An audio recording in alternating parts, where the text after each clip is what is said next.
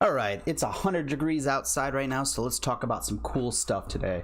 That's going to include Loki, episode 2, which I thought was absolutely fantastic, even though I have to admit that there's a couple things that I am having problems with this series so far.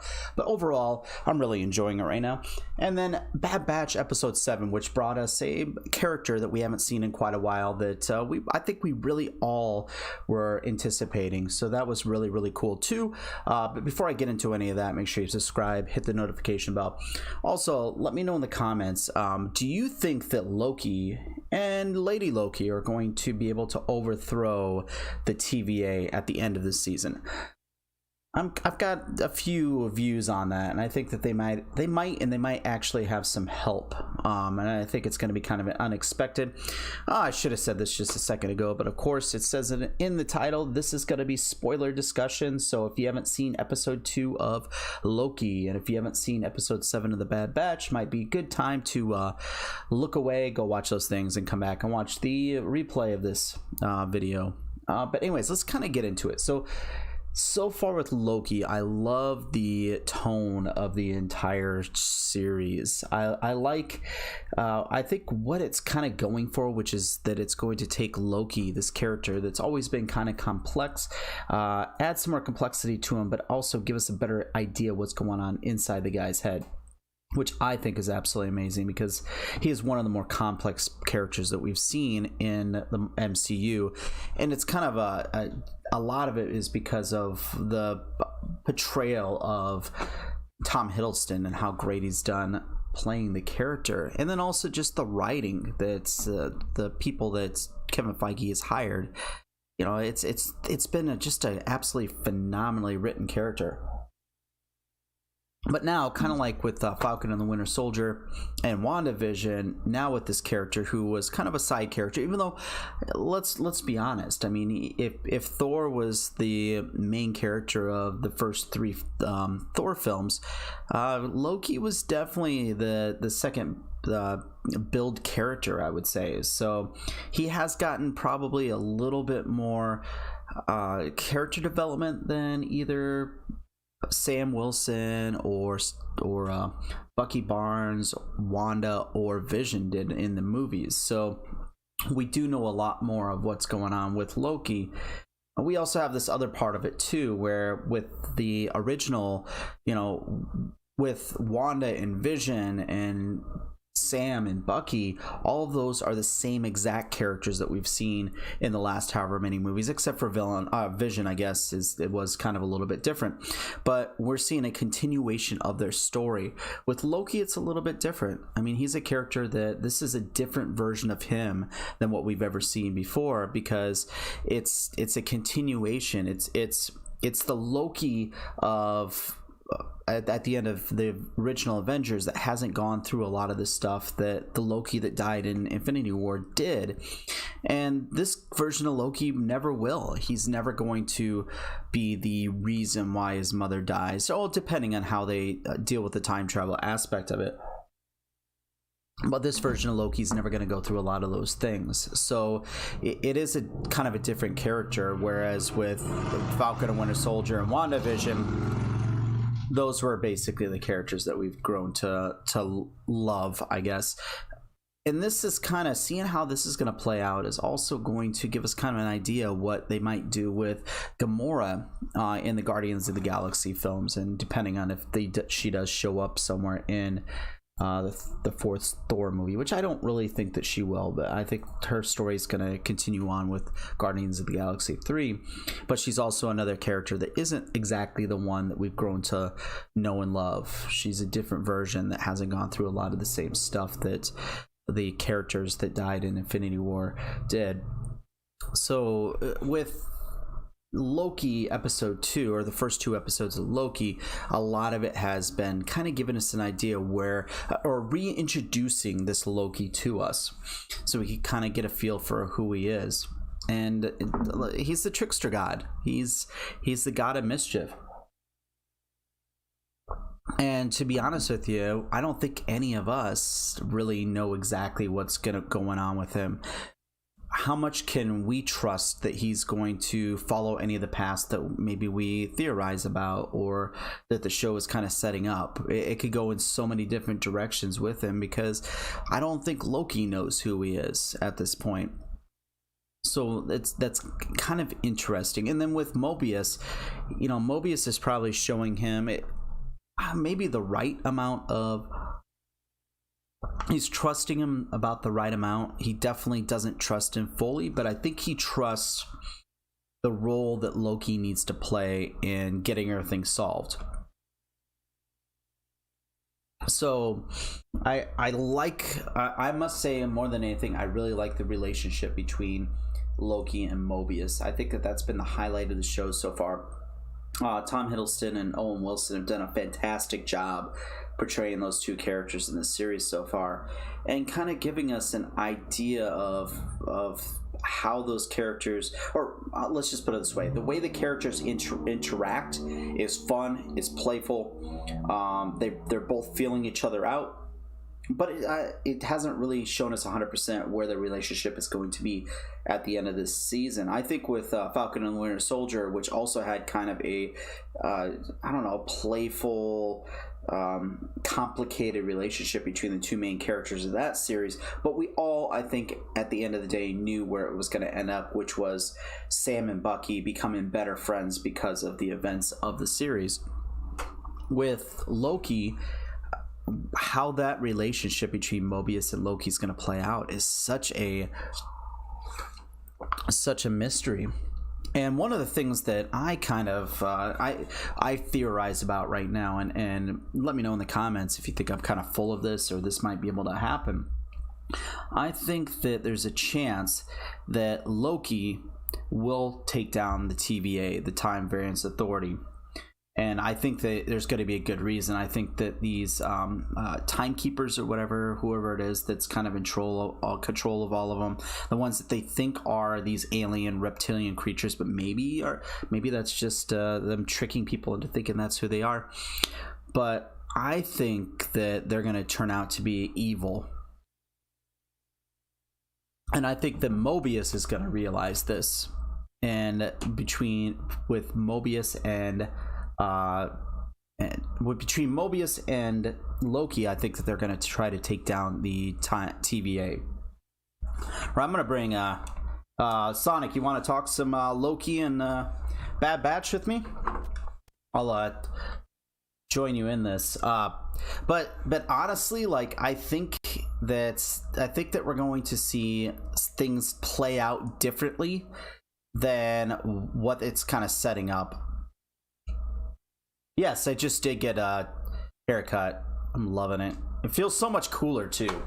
Like, it's amazing when you get a haircut when it's so warm outside, what it does just for the coolness of your head, which is pretty awesome. But I do think this Lady Loki, who may not even be Lady Loki, maybe actually a different character. I don't think that she ends up on the same side as Loki and Mobius, though. I think that they're going to be on different sides. I think there's going to be 3 different sides when it comes to the end of the season. I think there's going to be Mobius and Loki, and then maybe some other characters within the TVA who realize that they're playing on the wrong side, versus the TVA versus Lady Loki. Now, the other thing that's kind of interesting, in one of the, I can't remember which different language casting of Loki episode 2, but at the end, during the credits, it's revealed that it's not even Lady Loki. It's a character called Sylvie. Hello? Hey, what's up? How are you doing? Nothing much. I'm good. I'm just playing some 2K. Nice. Yeah, I just crushed the Celtics. Nice. Screw the Celtics.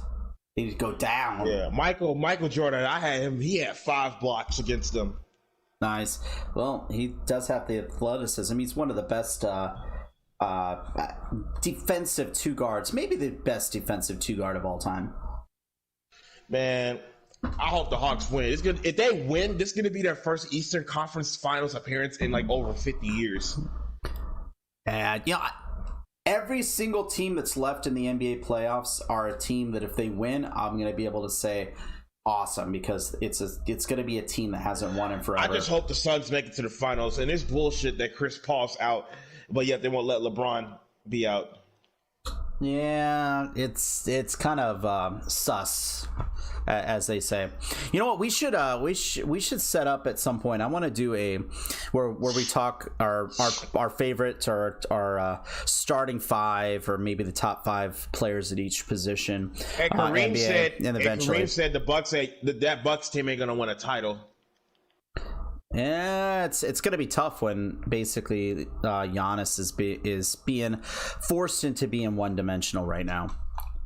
Yeah, even though Kareem wanted to leave Milwaukee, he always said that the Milwaukee always they treated him really well. They paid him well. The fans were amazing to him. Yeah. Yeah, he always says positive things about Milwaukee. And as a matter of fact, I don't think Ray Allen would have left the Bucks because he got traded from there. Yeah, it was probably the best thing for Ray Allen at that time, though, because he got into a great situation in Boston, and then later on... No, he actually got traded to Seattle. What, was it Seattle right after that? Yeah, it was Seattle, then Boston. Gosh. The reason why he left Seattle, because Seattle wasn't they weren't contenders.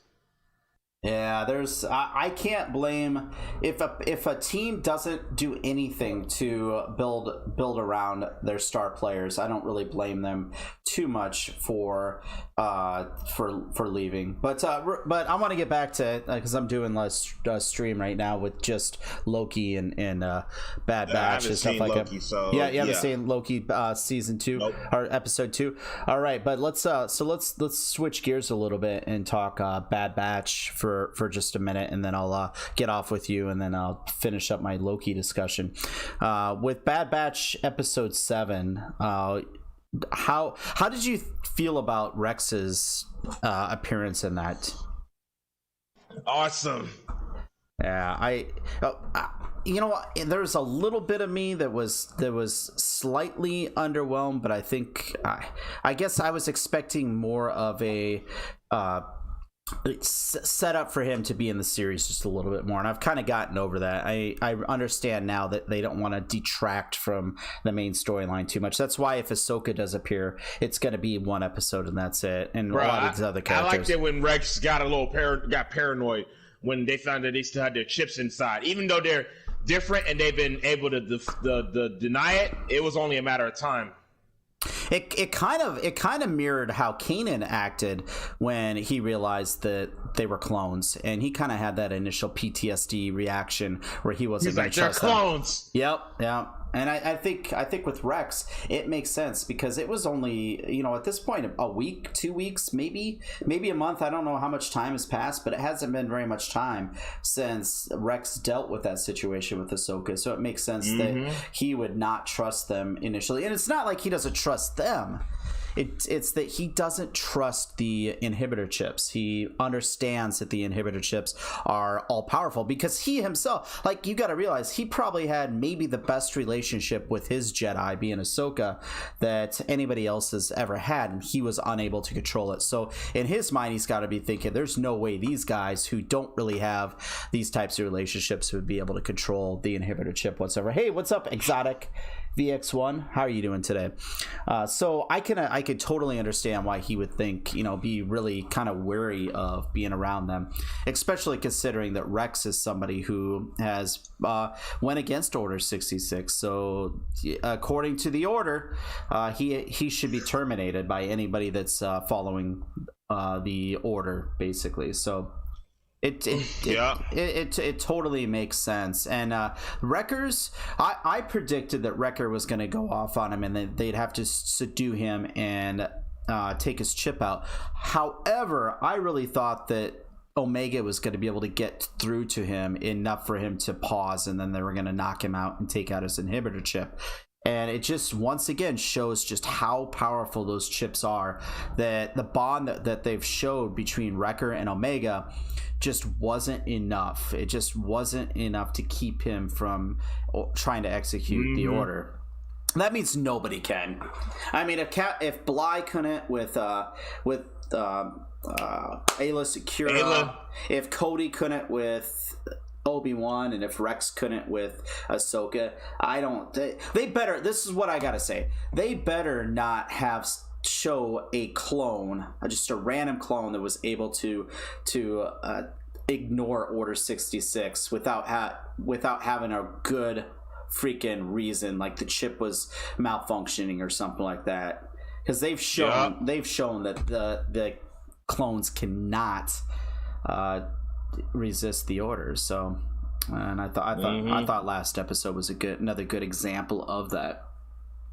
I would and I think it sets up the ending of the episode definitely sets up what's going to happen in the next, which is that they're going to go back to the Empire. I think Crosshair is going to be in the next episode. He has to.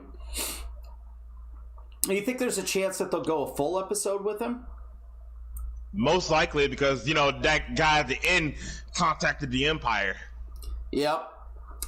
And I think with how little, or the fact that they haven't shown Crosshair since episode 3, maybe? I think episode 3. That they're just due to give him a lot of storyline in this. And the fact that a little bit of time has passed means that he's had more time to live with those other regs, not even regs, but people. Yeah, people, just regular troopers that aren't clones. So we get to kind of see. They don't deserve to wear clone armor. They don't. Even though we'll see. It'll be interesting to see if any of them stand out as like characters that could show up later on and end up being really, especially Aiden's mother. Which that has to be Aiden's mother. It 100% has to be Aiden's mother. It either that or they're just trying to troll us. Mm-hmm. Or they have an idea eventually of having Aiden in an animated show later on, and they kind of use the same model to play this character and just kind of changed it up a little bit. But yeah, I definitely think that's going to end up being Aiden's mother, which would be really cool to kind of get to know her just a little bit. Because I can't remember. Man, that was some cold-blooded shit that Crosshair did, though. It showed what this series is willing to do, which the Clone Wars did a lot of that stuff too. When Kit Fisto's Padawan got killed by Grievous, and there's a few other things that happened in the Clone Wars that showed that they're not messing around, man. They're not afraid to go dark with the Clone Wars / Bad Batch, and Bad Batch is basically season 8 of the Clone Wars, anyways.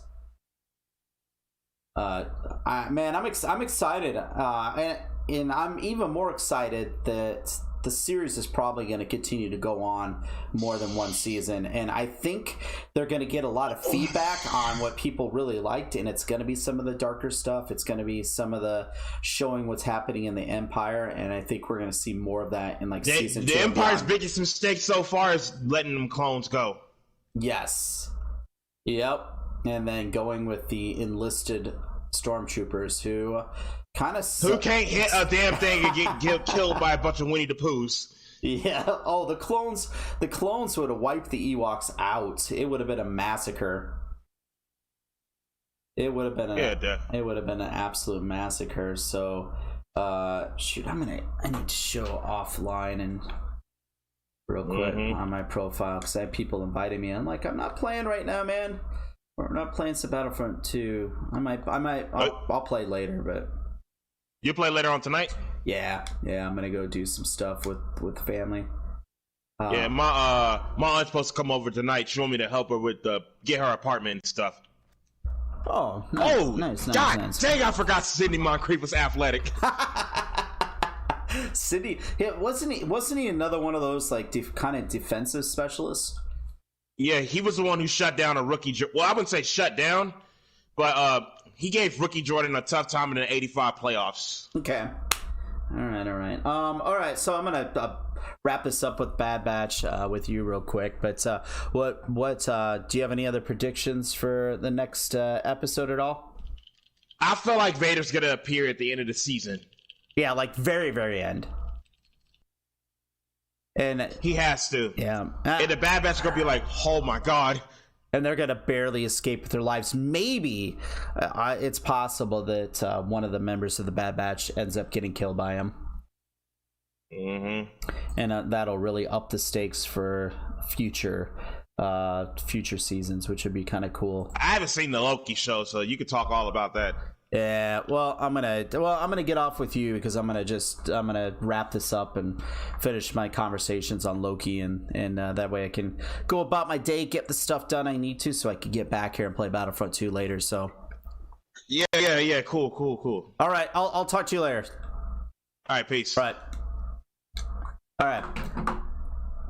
So back to talking Loki a little bit, and once again, thank you, Hornet, for getting on with us.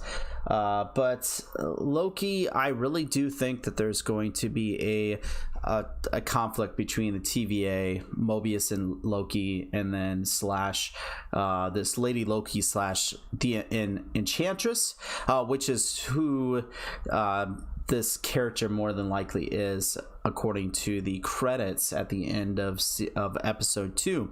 And this could be a misdirect, there's no doubt about it. It actually could be Lady Loki, and maybe there's some translation issues with the credits, and that's the reason why it says Sylvie. But I doubt that. I really think that they're throwing us for a loop, making us think that this is a variant of Loki. And it could be somewhat of a variant of Loki. It could be that there is another version of Loki out there who gave these powers to this Enchantress and is doing Loki's bidding, which would be kind of interesting. I do think that let's just put it this way. What we think this series is going to be, where we think this series is going to go, I think they're going to throw us for a loop. Whereas WandaVision, like, we had all these theories and all this crazy stuff that we thought was going to happen with WandaVision, and most of it ended up not being the case. It ended up being a much more straightforward series, I think. And then Falcon and Winter Soldier, same thing. I mean, this whole series went pretty much the way that we thought, and there wasn't a whole lot other than the power broker situation. I think a lot of us really expected the series to go exactly the way it did before the season started. With Loki, I think it's going to be totally different than what we were expecting. And I think that we're going to get completely thrown for a loop. I do hope that Mobius seems to have either a romantic or just a really good friendship with that one time judge. And I think that they have some good chemistry together. So hopefully she ends up being on their side too, and it ends up being the three of them plus the desk jockey guy that showed Loki the Infinity Stones in his desk. I hope that those four end up being on the good side. The TVA ends up being the bad people that have their own nefarious reasons for what they're doing, or that the timekeepers are people that think that they're doing the right thing but aren't, and that the Loki's team has to kind of take them down. Now, speaking of the Infinity Stones, that's the one thing that I don't really like. I think a lot of people thought it was funny seeing all those Infinity Stones in the desk. I kind of get it's kind of a meta type thing within the MCU. But they had 23 films basically showing just how powerful the Infinity Stones were. And in one, 30-second gag in episode 2 of Loki, they basically made a lot of that irrelevant. And I did have a little bit of a problem with that. I really did feel that was kind of an unnecessary way of taking the Loki show and basically the writers deciding, let's make our big bad villains like even more powerful than what was before. Because unless the TVA in some ways ends up being controlled by Kang or something like that, and he ends up being the big bad of the next 3 phases, then it's kind of bogus that they made the Infinity Stones not really that powerful when it comes to compared to the TVA.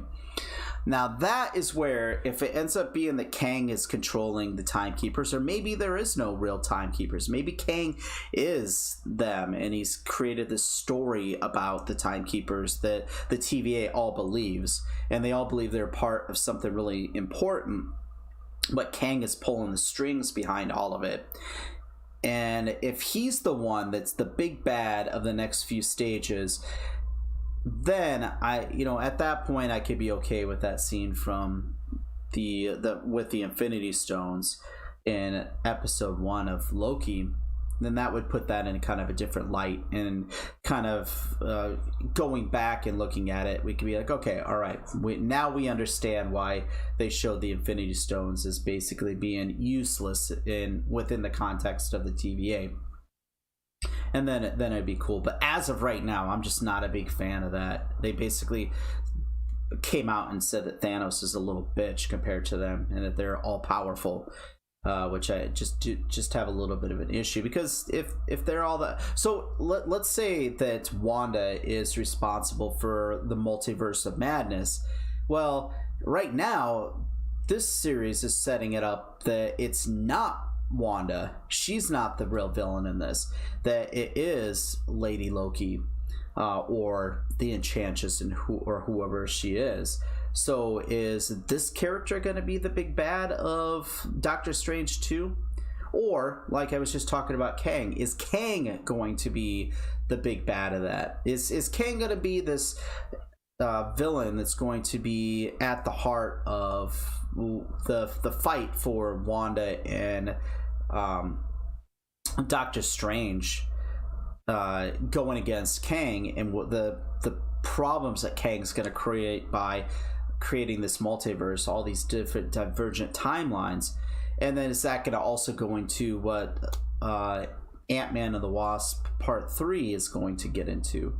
Let's just say the MCU is getting a little bit convoluted right now, and it'll be kind of interesting to see how Feige kind of pulls everything together. So coming back to what my thoughts are on Loki so far after 2 episodes, I am very intrigued by it. I really hope that Infinity Stone scene pays off in the end, but right now it does kind of bother me just a little bit. I want to see where the relationship between these main characters that are coming up are going to, how they're going to be at the end of this. I want to see Mobius and Loki on the same side. I want to see Loki grow some throughout this series, but I don't want him necessarily to be a good guy. I still want him to be a trickster. I still want him to be the god of mischief. And this Enchantress / Lady Loki, I would like to see her be somebody that's either being controlled by Kang or has a mission that is maybe more than just her trying to cause chaos and trying to rule the universe, or whatever simple-minded the motivation that a lot of villains do have. I hope that it's something a little bit bigger than that, and that in the end it's kind of one of those where all parties involved have some reason to think that they're on the good side, but there's just one side that's maybe a little bit better, and that side is Loki and Mobius, and they're able to take down the bad guys. But anyways, that's all I've got for today.